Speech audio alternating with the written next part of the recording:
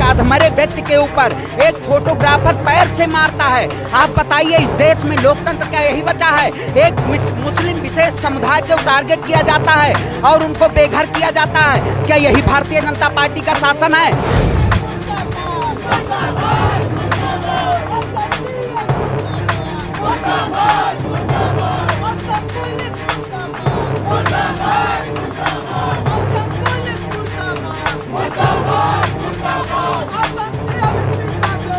अमित शाह ने जिस तरीके से इमिग्रेंट्स को, वहाँ के मुसलमानों को टर्माइट्स बोल के संबोधित किया था चुनाव के दौरान, उसी दौर में उन्होंने स्थापित कर दिया कि किस तरीके की राजनीति असम में चलेगी, किस तरीके की राजनीति इस देश में चलेगी। वो नफरत से भी खतरनाक।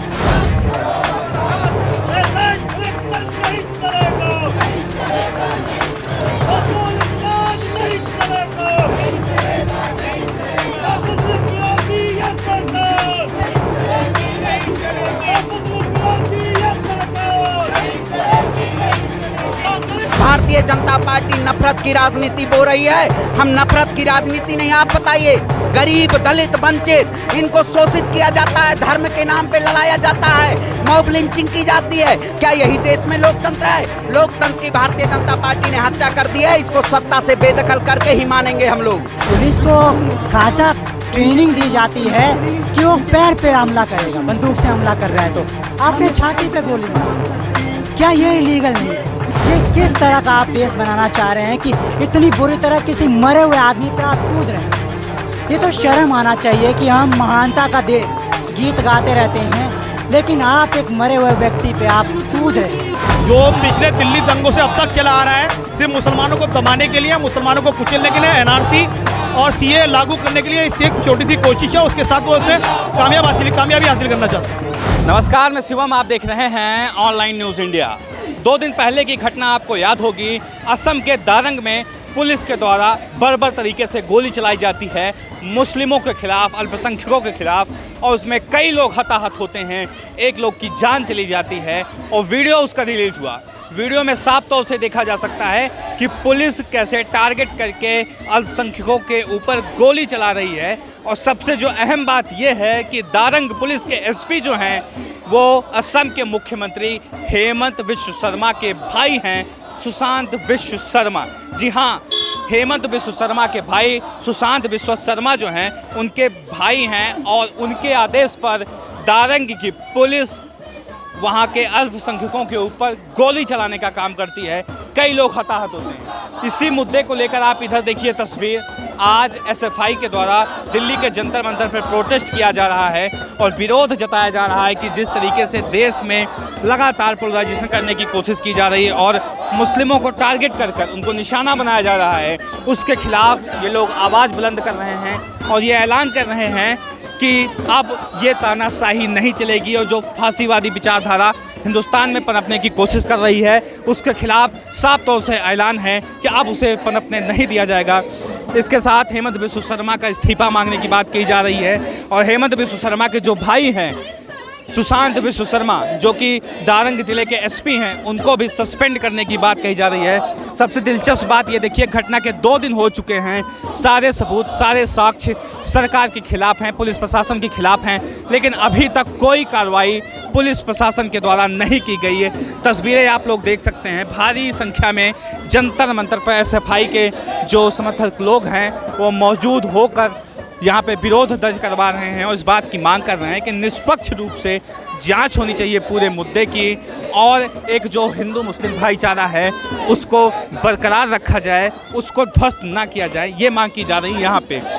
लेकिन लगातार जब से मोदी सरकार आई है तब से जो पोलराइजेशन करने की कोशिश है वो कहीं ना कहीं दिखती रही है और असम की बात की जाए तो वहाँ पर लगातार दूसरी बार भारतीय जनता पार्टी की सरकार बनी है और इसी भारतीय जनता पार्टी सरकार में इस तरह की तस्वीरें निकल के आ रही हैं। 800 से ज़्यादा मुस्लिम परिवारों को वहां से अवैध अतिक्रमण के नाम पर उनको अपने घरों से बेदखल कर दिया गया, उनको हटा दिया गया और परसों ये तस्वीर निकल के आई कि पुलिस के द्वारा बेरहमी से फायरिंग की जा रही है, गोली चलाई जा रही है जिसमें लोगों की जान जा रही है।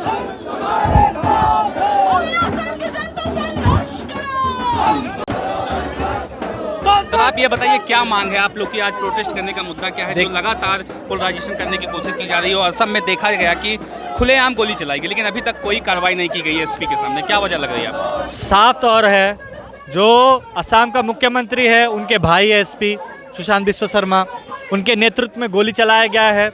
और हेमंत बिश्व शर्मा जब एविक्शन हुआ तो उन्होंने ट्वीट किया कि 800 फैमिलीज़ को जो इलीगल रह रहे थे उनको हमने एविक्ट किया। जब ये वीडियो दिल्ली के नागरिकों ने शेयर किया, जिस तरीके से वहाँ पे पुलिस फायरिंग हुआ और एक मुस्लिम को वहाँ पे छाती के ऊपर गोली चला के मारा, और उसके बाद वहाँ का जो ऑफिशियल फोटोग्राफर है डिस्ट्रिक्ट का, उस किस तरीके से छाती के ऊपर कूद के उसको सेलिब्रेट किया, ये साफ तौर पे एक चीज़ दिखाता है 2014 के बाद जिस तरीके से बीजेपी आरएसएस के तरफ से जो नफरत की राजनीति, एक खास समुदाय को, मुस्लिम्स को टारगेट करते हुए एनआरसी के नाम पे, टेररिस्ट के नाम पे, इलीगल इमिग्रेंट्स के नाम पे ये इंसिडेंट असम में दिखता है। अगर ये वीडियो बाहर नहीं आता, अगर ये इंसिडेंट बाहर नहीं पता चलता, जिस तरीके का अट्रॉसिटी हुआ ये कभी बाहर नहीं आता। और जो एक्स रिटायर्ड जज के सामने एक जो कमेटी बिठाया, ये जिस तरीके से बिठाया, ये साफ तौर पे दिखाता है सरकार के ऊपर दबाव है, अपने हाथ को साफ करना चाहता है। बट एक बात क्लियर है, जब तक आप उस एसपी को सस्पेंड नहीं करेंगे, उसके ऊपर इंक्वायरी नहीं बिठाएंगे, उन पुलिस ऑफिसरों को सस्पेंड नहीं करेंगे, उनके ऊपर इंक्वायरी नहीं बिठाएंगे, और उन तमाम ऑफिशियल्स जिन्होंने इस एविक्शन को ऑर्डर किया उनके खिलाफ आप सस्पेंड करके इंक्वायरी नहीं बिठाएंगे, तो क्या जस्टिस की बात आप कह रहे हैं? क्योंकि ये तो स्टेट ने इसको स्पॉन्सर किया, स्टेट ने इसको करवाया है, और ये स्टेट ने इस बात को सेलिब्रेट किया है। जब इस चीज़ का निंदा हुआ तब स्टेट ने इस बात को रोका है। कीजिए भैया, अंग्रेजों के आने से पहले और परमानेंट सेटलमेंट लागू होने से पहले तो किसी की जमीन नहीं थी यहाँ पे, सभी लोग इलीगल थे। आपके डेफिनेशन के अनुसार तो आधार कार्ड आने से पहले तो सब लोग इलीगल हुए, कैदियत सब लोग इलीगल थे। आपका डेफिनेशन के अनुसार आपने उसी इलाके से वोट लिया, प्रधानमंत्री बने लोकसभा से, और उसी आधार कार्ड के बेसिस पे वोट मिला, तो आप तो इलीगल प्रधानमंत्री हुए ना भाई साहब। आपकी सरकार इलीगल हुई, आपका मंत्रिमंडल इलीगल हुआ। हम ये मांग करते हैं आज के प्रदर्शन के माध्यम से कि जो भी बर्बरता पुलिस ने वहां पे की है, उसके लिए जो भी ऑफिसर वहां तैनात था उसको सख्त से सख्त सजा मिलनी चाहिए। और वहां के सीएम जो है, सीएम को इमीडिएटली रिजाइन किया जाना चाहिए उनके पोस्ट से। इसके साथ ही जो भी व्यक्ति वहां मरे हैं, जो अभी तक न्यूज रिपोर्ट में आई है, उनको मुआवजा दिया जाना चाहिए, घर दिया जाना चाहिए, उनके किसी एक परिवार के मेंबर को सरकारी नौकरी दी जानी चाहिए। बहुत बहुत धन्यवाद। इनकलाब जिंदाबाद। क्या लग रहा है आपको, जिस तरह से हेमंत बिश्व शर्मा के भाई वहाँ दारंग जिले के एसपी हैं सुशांत बिश्व शर्मा, उनके आदेश पे गोली चलाई जाती थी, कहीं ना कहीं सोची समझी रणनीति है क्या? बिल्कुल सोची समझी रणनीति है। जो पिछले दिल्ली दंगों से अब तक चला आ रहा है, सिर्फ मुसलमानों को दबाने के लिए, मुसलमानों को कुचलने के लिए एनआरसी और सीए लागू करने के लिए एक छोटी सी कोशिश है, उसके साथ वो उसमें कामयाबी हासिल करना चाहते हैं। इसकी क्या वजह समझ रहे हैं? असम की जो जनता है दूसरी बार वहाँ पे भाजपा को जिता के सत्ता सौंपी है, तो क्या वजह लग रही है आपको? ये एक जो राजनीति है उसके अंदर जो कुछ कमजोरियां हैं, जिसमें कांग्रेस की कमजोरी बहुत ज़्यादा है। अगर अखिल गोगोई की तरह वो एनआरसी के मुद्दे को उतनी शिद्दत से उठाते, जब वो अखिल गोगोई जेल में रह के जीत सकते हैं तो एमएलए, और अगर कांग्रेस इस मुद्दे को जोर जोर से उठाती तो उन गरीब जनता को फायदा होता और बीजेपी डाउन होती, बीजेपी हारती और कांग्रेस की या दूसरी गवर्नमेंट की सरकार बनती। आप लोग की मांग क्या है आज यहाँ प्रोटेस्ट करने की? जिस तरह जुल्म हुआ है, कल परसों एक बंदे को मारा गया असम में, उसको मारने के बाद उस पर कूदा जा रहा है और ये दहशतगर्दी दिखाई जा रही है, उसके खिलाफ हम यहाँ पे आए। पुलिस वालों का जो चेहरा वहाँ पे दिखा, क्या लगता है कि इससे न्याय हो पाएगा?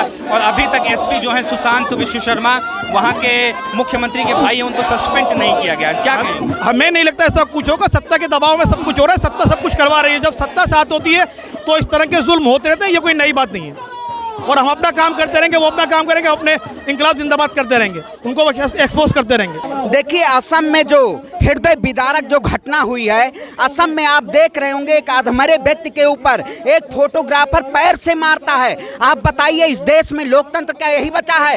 एक मुस्लिम विशेष समुदाय को टारगेट किया जाता है और उनको बेघर किया जाता है। क्या यही भारतीय जनता पार्टी का शासन है? हमारी मांग है कि हेमंत बिस्वा जी, अगर आपसे आसन नहीं संभल रहा है तो आप सत्ता छोड़ दीजिए, आप कुर्सी छोड़ दीजिए। आप बताइए, भारत एक लोकतांत्रिक देश है, यहाँ लोकतंत्र की हत्या की जा रही है, एक विशेष समुदाय के लोगों को टारगेट किया जाता है। लेकिन अब हमारी आज जो जंतर मंतर पे हम लोग खड़े हैं, ये उस एकता के लिए खड़े हैं कि भारत एकता, अखंडता और संप्रभुता का प्रतीक है। भारतीय जनता पार्टी नफरत की राजनीति बोल रही है, हम नफरत की राजनीति नहीं। आप बताइए, गरीब, दलित, वंचित, इनको शोषित किया जाता है, धर्म के नाम पे लड़ाया जाता है, मॉब लिंचिंग की जाती है। क्या यही देश में लोकतंत्र है? लोकतंत्र की भारतीय जनता पार्टी ने हत्या कर दी है, इसको सत्ता से बेदखल करके ही मानेंगे हम लोग। क्या लग रहा है, वजह क्या लग रही, किस लिए गोली चलाई गई थी उसमें? देखिए, वहां पे जो अवैध कह रहे हैं कि ये बांग्लादेशी घुसपैठ, आप बताइए, उसके पास आधार कार्ड भी है।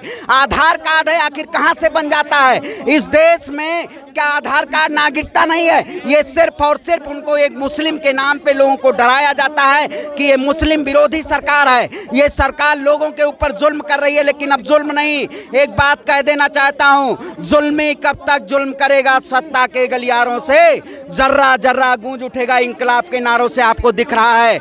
ये इंकलाब आ चुका है अब देश में। अब भारतीय जनता पार्टी के जो लोग नफरत की राजनीति करते हैं, उनको सत्ता से भगाया जाएगा और अब इस देश में अमन, चैन और एकता का नारा लगेगा, ना कि धर्म का नारा लगेगा। ये धर्म के नाम पे लुटेरे लोग हैं, इनको सत्ता से बेदखल करेंगे।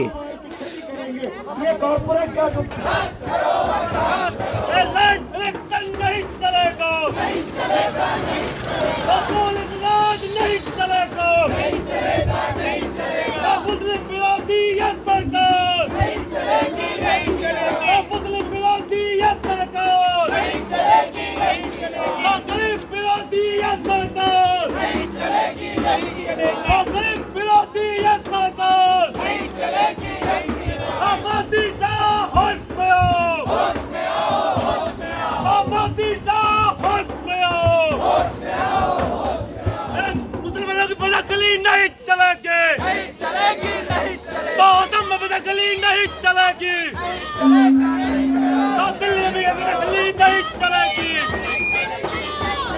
तो बोल सती हल्ला बोल।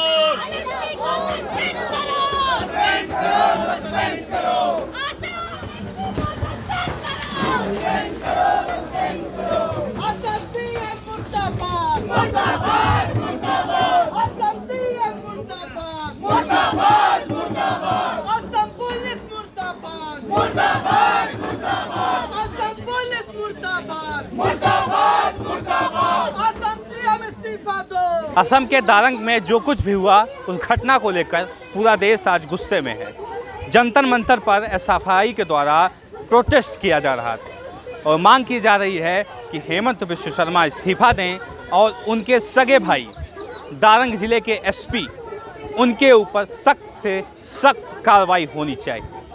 आपको क्या लगता है, क्या हेमंत बिश्व शर्मा का इस्तीफा होगा इस मुद्दे को लेकर कि नहीं होगा? आपकी राय क्या है, कमेंट बॉक्स में ज़रूर बताएं। साथ ही साथ चैनल को सब्सक्राइब करें। मिलते हैं इस तरह किसी और खबर के साथ, तब तक के लिए नमस्कार। चैनल को सब्सक्राइब करें और घंटी जरूर दबाएं।